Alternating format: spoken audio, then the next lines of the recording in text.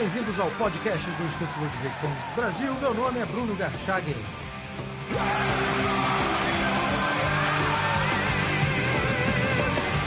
Hoje eu converso com Marcel Van Hatten, mestre em Relações Internacionais e empreendedor.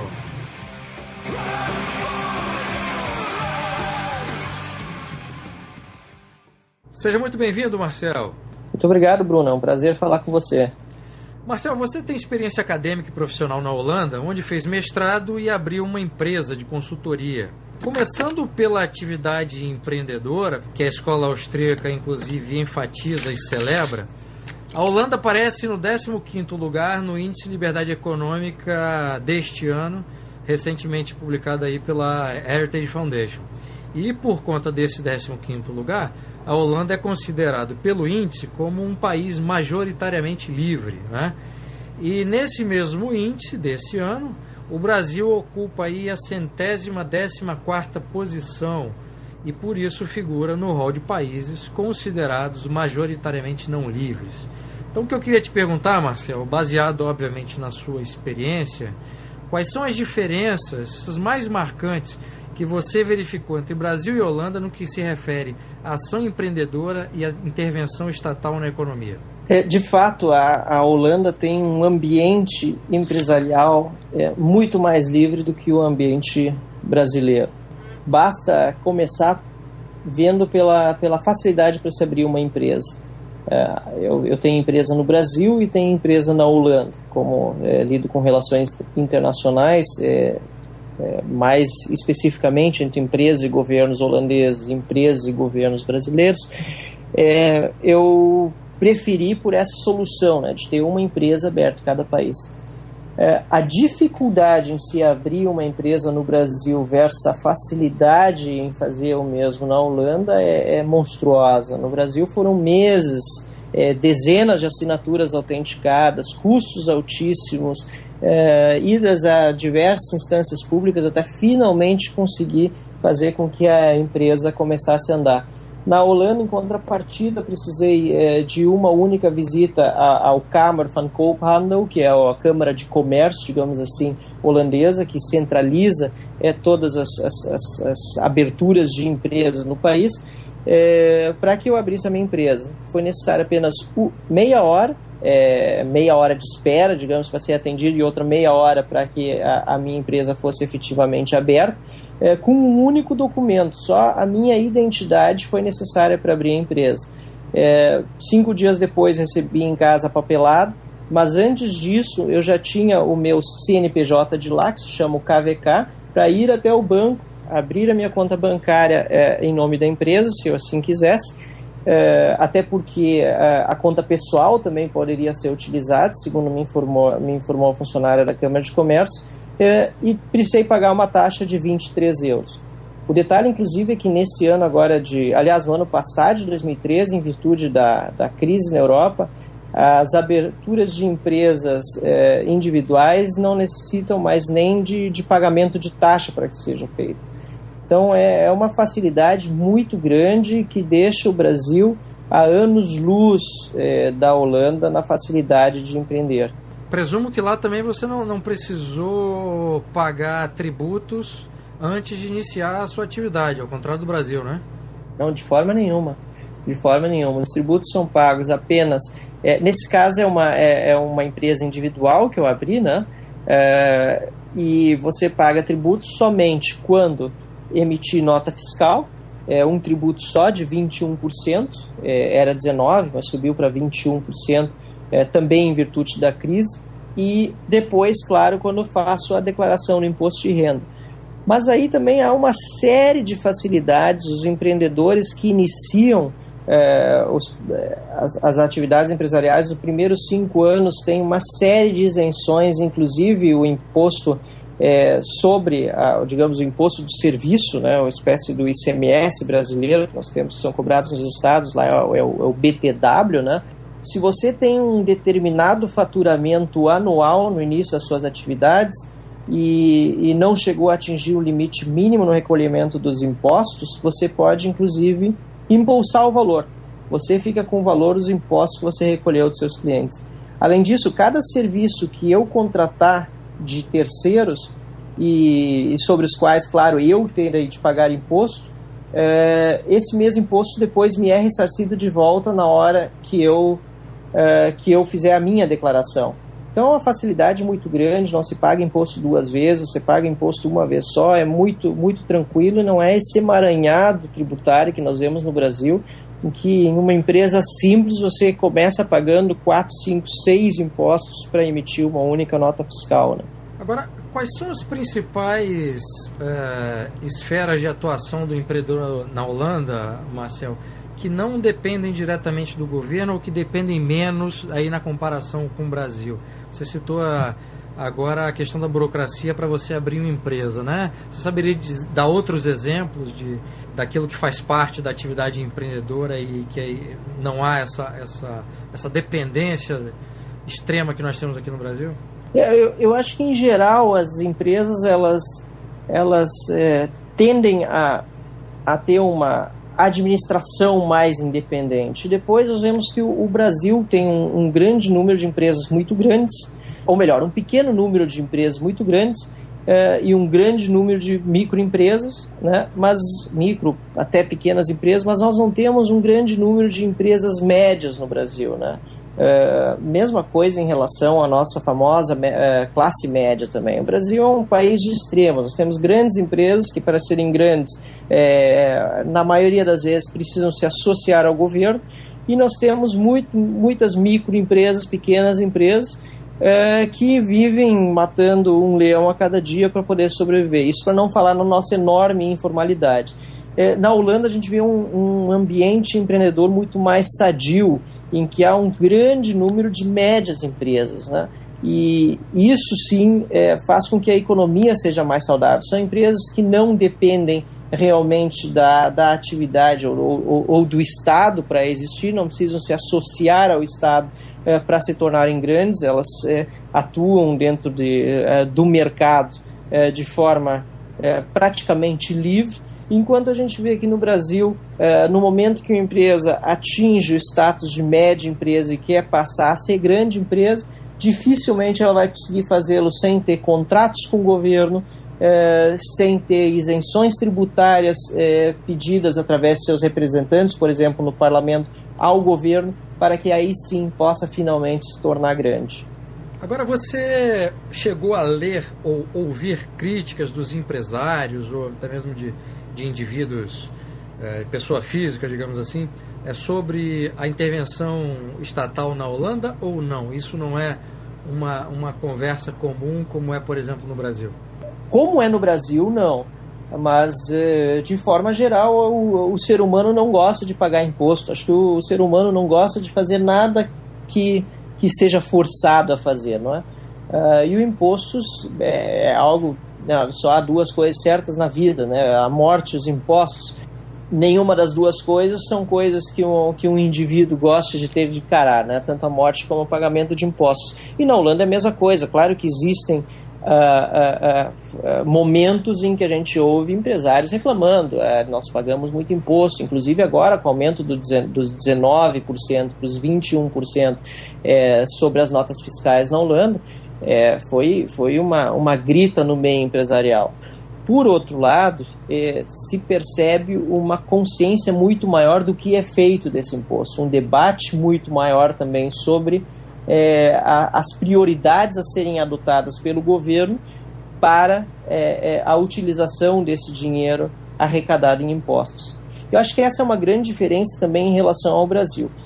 Se nós virmos, por exemplo, vou pegar o exemplo da Suécia, que há poucos dias saiu a notícia de que Estocolmo recusou-se a sediar as Olimpíadas de 2022 porque teria outras prioridades. É evidente que a Suécia, ou Estocolmo em particular, tem dinheiro para fazer as Olimpíadas. Assim como também é evidente que o Brasil tem dinheiro para fazer a Copa do Mundo e o Rio de Janeiro tem dinheiro para fazer as Olimpíadas. Não é um problema de falta de dinheiro. O problema é de falta de prioridade. Estocolmo disse não. O prefeito de Estocolmo falou em entrevista coletiva que não usaria o dinheiro dos impostos arrecadados dos seus cidadãos e também, logicamente, das empresas para financiar os Jogos Olímpicos, pois haveria outras prioridades antes disso, incluindo educação, saúde, segurança pública. Enquanto isso, no Brasil, a prioridade foi fazer uma grande festa, enquanto os serviços mais básicos são incomparavelmente piores, os serviços mais básicos prestados à população brasileira, do que aqueles que são prestados pelo governo sueco ou o governo de Estocolmo. Eu não tenho muita informação a respeito da Holanda, é por isso que eu estou te perguntando umas coisas até bastante básicas, mas aqui no Brasil, que é o que você estava citando na comparação, existe uma coisa muito perversa, que é você justificar a própria incompetência do governo com o aumento da arrecadação, a criação de novos tributos, com a promessa de que aquilo vai sair de alguma forma, né? Existe realmente uma priorização diferente na Holanda do que de onde deve ser gasto o dinheiro público. É lógico que existem também, é um dos estados do Estado de Bem-Estar Social Europeu. Por outro lado, é um estado que tem economizado muito dinheiro nos últimos anos. Eu trabalhei dentro do governo holandês e eu vi com os meus próprios olhos o processo de economia sendo feito no governo. Quem, aliás, governa o país hoje, o primeiro-ministro é um primeiro-ministro liberal, e eles têm cortado onde pode. Isso tem, logicamente, dado muito... tem encontrado fortes resistências também na sociedade, mas é um processo que parece ser consensual. Aliás, é consensual de que o governo, o Estado é muito grande na Holanda e que precisa ser reduzido, sobretudo com o contexto da crise no continente europeu. Ainda com relação às críticas ao Estado e ao governo holandês, Marcel, você conheceu ou leu nos jornais, ouviu pela TV, austríacos, sejam professores, intelectuais, fazendo uma crítica austríaca à política e à economia da Holanda ou não? Muito pouco. Existem grupos de estudos, inclusive de jovens, existe o Students for Liberty, por exemplo, também na Holanda, mas é extremamente reduzido. E isso, logicamente, me chamou a atenção. Eu acredito que a sociedade holandesa ela tem uma base consensual muito forte, assim como também as sociedades escandinavas. Na Dinamarca, por exemplo, onde também morei durante um ano, eu entrevistei um professor a respeito justamente de como é que funciona ter tanta tributação, né, num país e não ter defensores, digamos assim, de mais liberdade para o indivíduo ou redução do tamanho do Estado. Como é que funciona isso? Porque nós no Brasil temos uma visão, principalmente aquelas pessoas que estudam mais o ideário liberal, uma visão de que o Estado é extremamente interventor e tem uma carga tributária altíssima. E na Dinamarca, na Escandinávia, na Holanda também, o nível da carga tributária é ainda maior do que percentualmente sobre o PIB do que no Brasil. E o professor me deu uma resposta muito interessante que eu guardo comigo e vou guardar para sempre. Nesses estados que são menores, a Holanda tem 17 milhões de habitantes, a Dinamarca tem só 5 e é extremamente homogêneo. Nesses países a visão é: nós somos o Estado, nós somos parte do Estado, enquanto, e aí a comparação foi dele justamente em virtude de a Itália estar passando agora por uma forte crise econômica também na Europa, enquanto na Itália, e aí vamos passar esse entendimento também para o Brasil, a visão é de nós versus o Estado. Então seria norte da Europa, Escandinávia mais uma visão mais nós somos o Estado e por isso menos questionamentos em relação a essa grande arrecadação tributária, até porque os serviços prestados são muito mais eficientes, há muito mais transparência e menos corrupção também nas órgãos governamentais, é bom lembrar isso, enquanto em países como a Itália, ou vamos citar também o Brasil, a visão é nós versus o Estado. O Estado está nos roubando, o Estado está nos tirando imposto, o Estado não presta serviços públicos decentes, certamente não se formos comparar em relação a tudo aquilo que nós pagamos de impostos. Agora, isso cria uma situação esquisita também, né? Porque se há uma compreensão média de que no caso desses países que você citou, né, baseado na resposta desse professor, o Estado somos nós, Para você operar qualquer tipo de mudança é muito mais difícil do que num país em que você tem a clara noção de que o Estado te rouba mesmo. Aí você tem uma outra questão que é complementar, mas ao mesmo tempo contraditória, que nesses países a qualidade geral é maior, né, do que você tem no Brasil ou na Itália, por exemplo. Qualidade de vida, eu estou me referindo. Claro. E você tem mais facilidade de empreender do que nos países em que essa contraposição entre indivíduo e Estado é maior. Você consegue entender essa contradição ou não? Sim. Sim e não, porque, enfim, contradições são sempre complicadas para entender. Mas eu acho que para o Brasil, por exemplo, ou para outros estados que são menos homogêneos ou que tem todo esse problema de corrupção no nível central,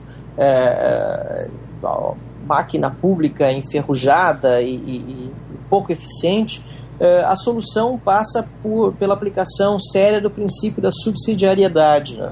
E eu acho que isso que falta muito para o Brasil. Nós temos uma arrecadação de impostos centrada em Brasília, impostos, taxas, contribuições, enfim, como muito bem lembrar, de tributos, centrada em Brasília. Mais de 60% do que se arrecada em cada município, afinal 100% dos tributos, ou praticamente 100%, são arrecadados nos municípios, é lá que as pessoas vivem, 60% vai para Brasília.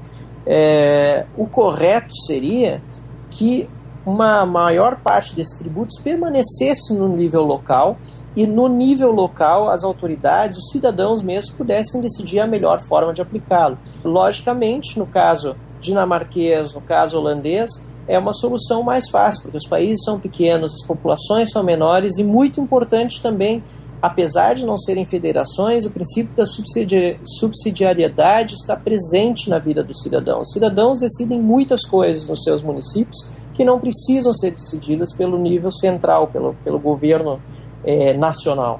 Mas você acha que é mais fácil você, por exemplo, reduzir ou eventualmente até abolir alguns impostos lá ou aqui, Marcelo? O que no fundo eu queria saber é se na Holanda, pelo fato dessa compreensão geral ser nós somos o governo, nós somos o Estado, se não seria mais difícil reduzir o imposto lá. Eu acho que não, porque a discussão no nível político passa pela redução de impostos. E aqui no Brasil a gente quase não ouve. A gente ouve alguns poucos políticos falando em redução de impostos, ou quando falam durante uma campanha eleitoral, mas depois que chegam ao poder praticamente não ocorre, né? O que ocorre, aliás, é o inverso, né? E além de ocorrer o inverso, nós vemos muito pouco debate. E aí eu me refiro não a debate, não a essa questão demagógica que muitos usam, vamos debater com a sociedade, vamos criar um comitê, uma coisa. Não, eu falo inclusive debates na televisão, né? É uma mesa redonda com pessoas que entendam do assunto, que vão lá colocar suas opiniões, líderes de partido de situação e líderes de partido de oposição. O Brasil é um país que praticamente não tem oposição. Na Holanda a gente vê direita e esquerda debatendo de forma civilizada, com argumentos, com coerência, com início, meio e fim, enquanto no Brasil o debate político é extremamente baixo, quando não no nível realmente de ataques pessoais entre os participantes do debate. Lá a chance de se conseguir diminuir impostos é muito maior porque eles realmente são reduzidos, né? Eu dei o exemplo há pouco do imposto que foi, do aumento que houve no imposto digamos, do ICMS holandês, vamos traduzir para termos brasileiros, mas ele não foi sem discussão e pode ter certeza que ele logo vai ser reduzido outra vez e outros impostos e taxas são debatidos na televisão, em colóquios, em universidades, de forma extremamente profissional e trazendo ao cidadão que tem consciência também do tanto que paga de impostos, informações claras, precisas e que permitam que o próprio cidadão tenha uma opinião bem informada a respeito do assunto. Eu não vejo isso no Brasil.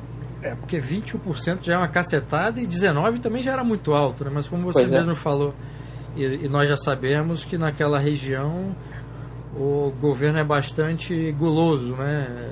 Mesmo que a cultura seja outra, os serviços sejam outros, o nível de intervenção na vida da sociedade mediante cobrança de tributos é muito alto.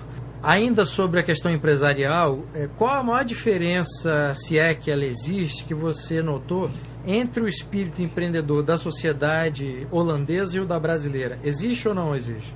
Olha, o holandês ele é um cidadão empreendedor por natureza também e que busca relações internacionais porque o país é muito pequeno. Então, o território da Holanda cabe 200 vezes dentro do Brasil. Então, qualquer produto que seja criado na Holanda, ele dificilmente não vai, ou o empreendedor que criá-lo dificilmente vai deixar de ter a ambição de levá-lo para o exterior. Em relação à expansão do seu negócio, eu vejo uma diferença maior entre querer expandir internacionalmente seu negócio na Holanda, uma vontade maior do que no Brasil. O Brasil tem um mercado enorme, nós temos um país de dimensões territoriais muito grande, que todo mundo fala português, pouca gente fala inglês para poder se engajar em relações internacionais. Essa é uma diferença entre os dois países, bastante pontual até. Mas em relação ao espírito empreendedor, eu acho que é muito parecido. Com um adendo, claro, de que no Brasil nós temos extremas dificuldades em relação à maior intervenção estatal em praticamente tudo que a gente quer fazer. Mas isso não tem a ver com o espírito empreendedor do indivíduo. Eu acho que eles são meio parecidos, e tanto é que ocorre também muitos negócios entre as duas partes, entre holandeses e brasileiros, e ambas as partes, para que possam chegar a um acordo, a um negócio, precisam entender bem como funcionam as engenharias econômicas de cada um desses países, incluindo aí o protecionismo eventual, por exemplo, no Brasil, para poder chegar a uma solução, digamos assim. Então, não acredito que haja grandes diferenças no espírito empreendedor do indivíduo. Por outro lado, as pessoas, logicamente, reagem a incentivos, e os incentivos no Brasil são menores para que as pessoas possam desenvolver o seu espírito empreendedor. E aí isso inclui, logicamente, tanto de concursos públicos que nós vemos no Brasil, que prometem uma vida fácil para o cidadão, aliás, prometem e, na maioria dos casos, garantem, e que faz com que muitos empreendedores ou pessoas que naturalmente empreenderiam acabando migrando para o setor público, por exemplo. Então, essa diferença se percebe, mas ela é muito mais, ao meu ver, né?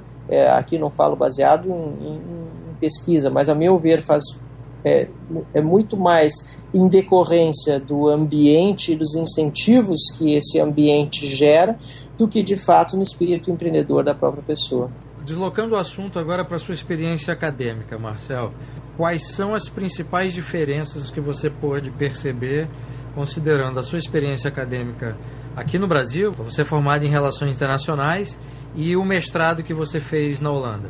As diferenças são enormes. Eu vejo muito mais rigor científico num estudante europeu ou na academia em geral europeia do que brasileira. Lógico que eu não quero generalizar. Nós temos mentes brilhantes no Brasil, pessoas muito boas, muito dedicadas, professores fantásticos em muitas universidades.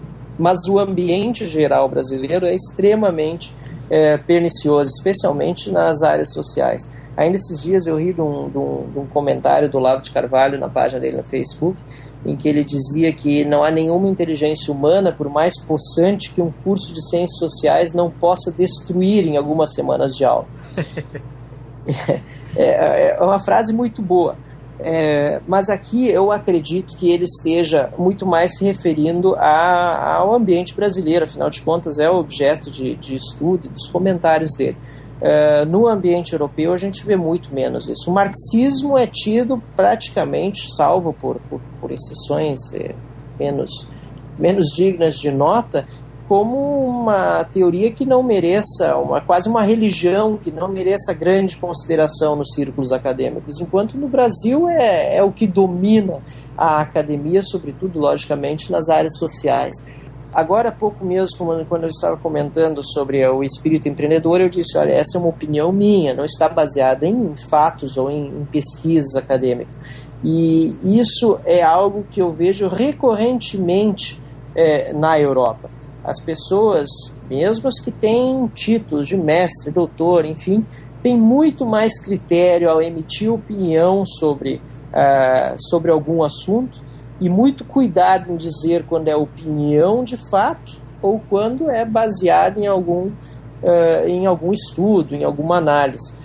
Enquanto no Brasil nós vemos pessoas que têm um mestrado, um doutorado, têm o seu título mesmo de especialista e falando, emitindo opinião sobre qualquer assunto como se dele entendesse tudo, e ainda ficando magoado quando você apresenta fatos para contrapor aqueles absurdos que são proferidos. Essa diferença é abissal entre as duas formas de estudar. Com relação às aulas, programa curricular, bibliografia, pesquisa, orientação o estudante, né? O estudante rala e rala muito. A graduação, depois do Tratado de Bolonha, ela passou a ter o tratado que vale para toda a Europa. Na Holanda, ela passou a ter 3 anos e o 4º ano é de mestrado. Em linhas gerais é isso. Normalmente um estudante que entra na graduação numa universidade na Holanda, ele faz os 3 anos de graduação e depois ele se especializa, digamos assim, no seu mestrado. Mas o mestrado não é um mestrado de 2 anos como é no Brasil, a menos que a pessoa decida fazer um mestrado, um Academic Research Masters, né, que aí é de pesquisa realmente. Durante esse período do mestrado, porém, o estudante pode ter certeza que ele vai dedicar 40 horas da sua semana aos estudos. Ele vai ter 4 aulas de 2 horas na universidade, mas, afora isso, vai ter que ler muito e inclusive, fazer muitas análises qualitativas e quantitativas. No meu caso, eu fiz mestrado em ciência política, e realmente provar que sabe fazer aquilo para poder sair com o seu diploma na mão. Eu não fiz mestrado no Brasil, mas eu conheço de relatos da forma como são feitos estudos no Brasil, e aqui normalmente o mestrado é de 2 anos. O problema da diferença, aí muitas pessoas têm o problema de revalidar o seu diploma no Brasil, diploma conseguido no exterior, é que na Holanda a carga horária, além aula, fora dos períodos que você tem classe, é muito mais pesada. E normalmente o currículo ele é de 1 ano, porque ele também ele é muito mais condensado e os temas, ou os tópicos são passados de forma mais eficiente. Essa é a impressão que eu ouvi, inclusive, de um professor universitário aqui da URGS, que é doutor por Chicago, que tem se deparado com esse tipo de situação na hora de revalidar diploma. Ele vê que o curso é de 1 ano na Europa, ou na Austrália, ele me citou o caso australiano, mas analisando a grade curricular, ele simplesmente ele abarca todos os assuntos que deveriam ser abarcados no mestrado brasileiro, enquanto o mestrado brasileiro acaba tendo algumas disciplinas que são aquelas de, abre aspas, encher linguiça, né? Que visam a dar um caráter mais formativo ao indivíduo, e, enfim, ou que tratam de temas que já deveriam ter sido tratados na época da graduação. Então, essa diferença foi bastante perceptível para mim, mas no momento em que conversei com pessoas que passaram por mestrados ou que conhecem o sistema aqui no Brasil. Marcel, muito obrigado pela entrevista. Eu agradeço você, Bruno. Um abraço. Obrigado.